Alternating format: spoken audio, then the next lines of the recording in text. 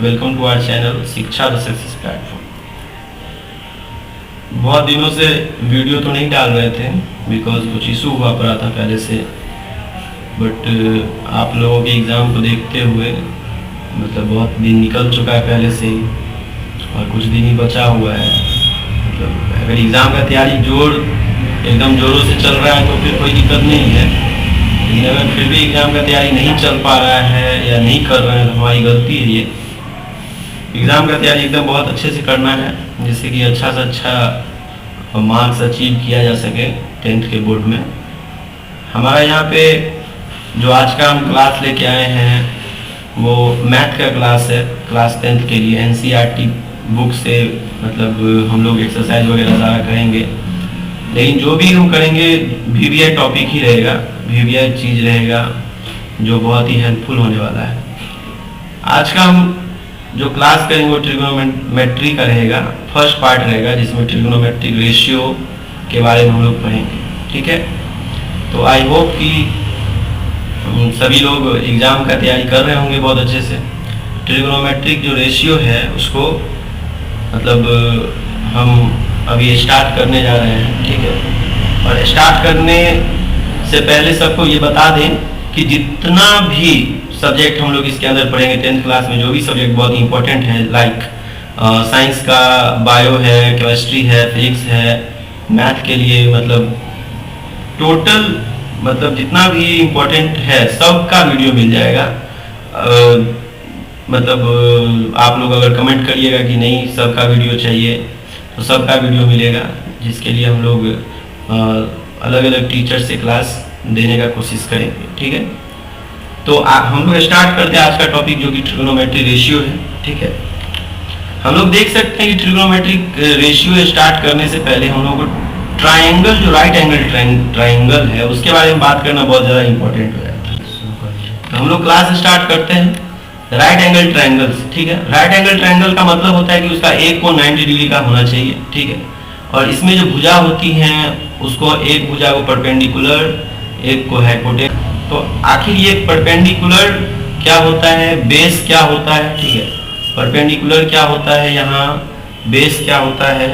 ठीक है, इसके बारे में अभी हम लोग जानने का एकदम कोशिश करेंगे। ठीक है, बहुत ही कंसंट्रेट होकर के हम लोग यहाँ पे जो भी हम लोग को पढ़ना है उसको पढ़ेंगे। परपेंडिकुलर का मतलब क्या होता है, लंब। परपेंडिकुलर का मतलब होता है लंब। हाइपोटेनस का मतलब क्या होता है, कर्ण होता है। ठीक है, और बेस का मतलब हम लोग जानते हैं कि आधार होता है। यहाँ पे हम लोग बात करेंगे कि सबसे पहला जो पॉइंट यहाँ पे लिखा हुआ है, क्या लिखा हुआ है, त्रिभुज की सबसे लंबी भुजा को कर्ण कहते हैं। यहाँ AC क्या है, कर्ण। हम लोग एकदम अच्छे से दिखाई दे रहा है कि ये AC है और ये जो भुजा है वो क्या है, कर्ण है। और बहुत अच्छे से यहाँ पे ऊपर में लिख दिए हुए हैं कि सबसे लंबी भुजा को ही कर्ण कहते हैं। ये सबसे लंबा भुजा है त्रिभुज का, अच्छे से अगर देखें तो दिखाई दे रहा होगा। सबसे लंबा भुजा क्या है, कर्ण है। इसके बाद थीटा के सामने, ठीक है, थीटा के सामने वाली भुजा को क्या कहते हैं, थीटा के सामने वाली भुजा को क्या कहते हैं, हम लोग लंब कहते हैं। मान लेते हैं यहाँ पर जो C है हमारा, ठीक है, यहाँ पर C जो है वो क्या मान लिए हम लोग, थीटा मान लिए। C हम क्या मान लिए, थीटा मान लिए। ठीक है, ये हमारा है C, इसको हम लोग मान लिए थीटा। ठीक है, तो थीटा के सामने वाली भुजा को क्या कहते हैं, हम लोग लंब कहते हैं। तो दिख ही रहा होगा कि ये थीटा है और इसके सामने में ये भुजा है और ये इस भुजा को ही हम लोग क्या कहेंगे, लंब कहेंगे। ठीक है, इसके बाद यहाँ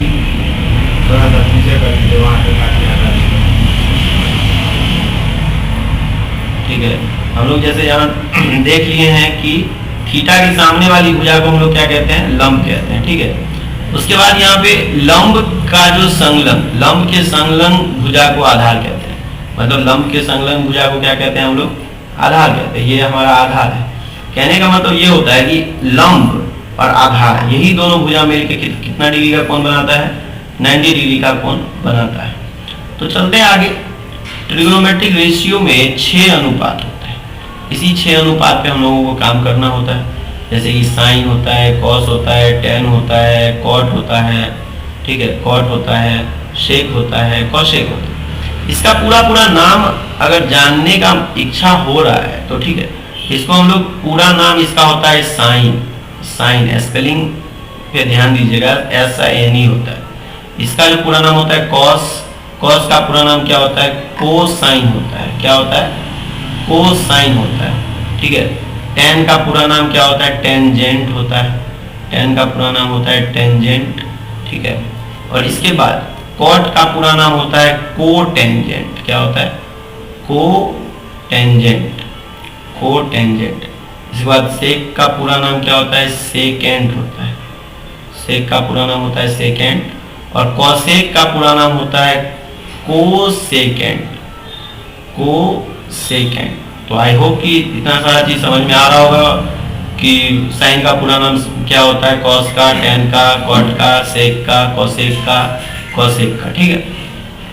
हम लोग जो ट्रिग्नोमेट्री रेशियो है ना, उसमें मतलब अगर हम बात करें, ये जो साइन का ये जो फॉर्म है, ठीक है, ये साइन का जो इस तरह से जो साइन लिखा हुआ है, कॉस लिखा हुआ है, टेन, ये साइन का सबसे पहला यूज ना हमारे ही मतलब देश के मतलब हमारे ही ऑलमोस्ट अगर कहें तो मतलब आर्यभट्ट का नाम सब जानते होंगे, उन्होंने पहले किया था यूज। ठीक है।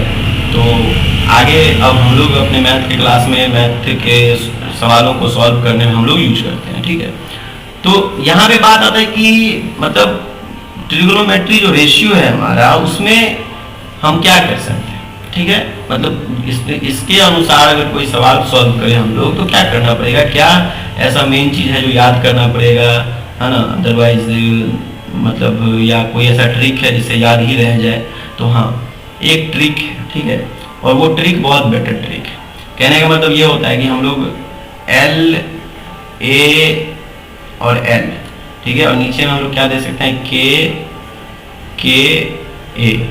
इसको हम लोग एक साथ अगर पढ़ें तो हो जाता है लाल कक्का। ठीक है। लाल कक्का करके याद कर सकते हैं। वैसे तो ये हिंदी के लिए है, लाइक अगर हिंदी में हम लोग पढ़ें तो ये सही रहता है लाल कक्का।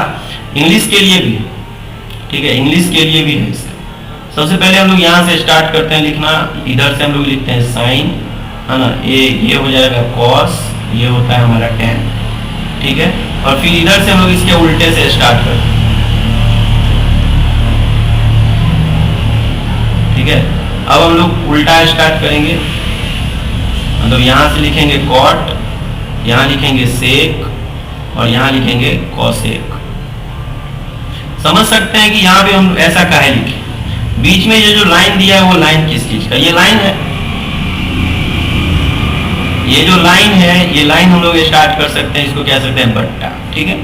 लाइक ये लाइन जो है सो हम लोग ऐसे यूज कर सकते हैं। साइन का अगर फॉर्मूला का बात करें, साइन थीटा बराबर क्या हो सकता है, या साइन थीटा को हम लोग यहाँ पे सी माने हुए हैं, तो साइन थीटा बराबर क्या होता है? तो लंब बट्टा कट। एल से होता है लंब, के से होता है कट। हम लोग यहाँ पे लिख सकते हैं। ठीक है। देख सकते हैं यहाँ पर क्या होता है? लंब बट्टा कर्ण होता है, तो हम लोग यहाँ पे लिख सकते हैं एल बाई के, लंब बट्टा कर्ण। ठीक है। इसके बाद कॉस का क्या होता है? आधार बट्टा कर्ण हो जाएगा। ए से आधार होता है, तो आधार बट्टा क्या हो जाएगा? कर्ण हो जाएगा।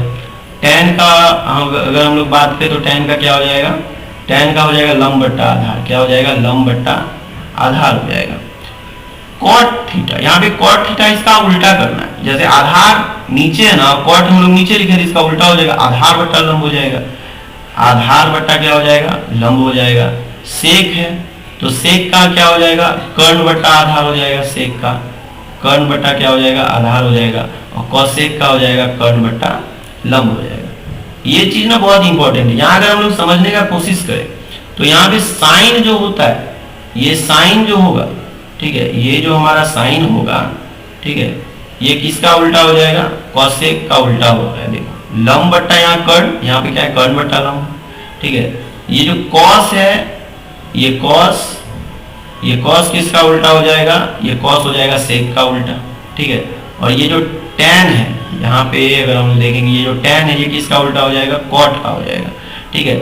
यहाँ पे दिख रहा है ना लंब बट्टा कर्ण, तो इसका है कर्ण बट्टा लंब। इसका आधार बट्टा कर्ण, तो इसका है कर्ण बट्टा आधार। इसका लंब बट्टा, इसका आधार बट्टा लंब है कि नहीं?